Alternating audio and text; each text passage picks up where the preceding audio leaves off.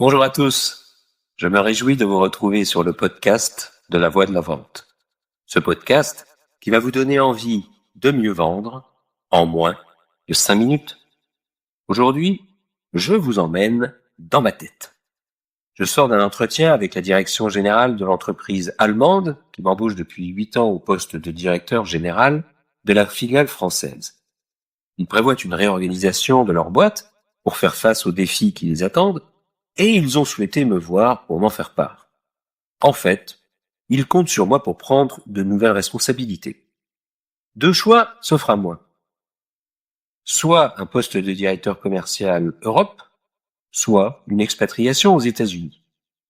Choix numéro 1, c'est un poste sur un marché avec une marge de progression intéressante, sur lequel mes chances de réussite sont quasi certaines, vu que je connais déjà relativement bien les tenants et les aboutissants. Mais un poste où je vais devoir faire de la politique en interne, et alors ça ne m'intéresse pas du tout. Choix numéro 2, un poste sur un marché potentiellement très lucratif, totalement en friche pour nous, avec une probabilité de plantage extrêmement élevée, vu que la puissante concurrence locale ne va certainement pas se laisser faire. Mais un poste où je vais avoir une liberté totale et un challenge super excitant, tant au niveau perso pour mes enfants que professionnellement pour moi. Le poste que j'occupe en France ressemble assez fortement à celui du choix numéro 1. Je m'y suis vraiment bien éclaté. J'ai fait des choses géniales. Les résultats ont toujours été au rendez-vous et ça m'a longtemps grisé. Mais bon, j'ai comme une impression de déjà vu. Et d'ailleurs, lorsque je pense à cette proposition numéro 1, je ressens comme un manque d'enthousiasme, une lourdeur dans le corps, un manque de tonus, une envie de bâiller. C'est comme si mon corps me parlait et qu'il cherchait à m'envoyer des signaux négatifs pour influencer inconsciemment ma prise de décision. A contrario, quand je pense au choix numéro 2, alors là, je sens mon corps se mettre en mouvement. Je me sens léger. J'ai envie de foncer. Je voudrais commencer tout de suite. Bien sûr, ma tête, elle passe son temps à m'envoyer des signaux d'alerte. Partir avec 3 enfants au bas âge, aux États-Unis, développer un marché là où personne ne nous attend, mais ça frise la folie. Ouais, mais en même temps, ces mots qui devraient m'inquiéter me donnent la pêche.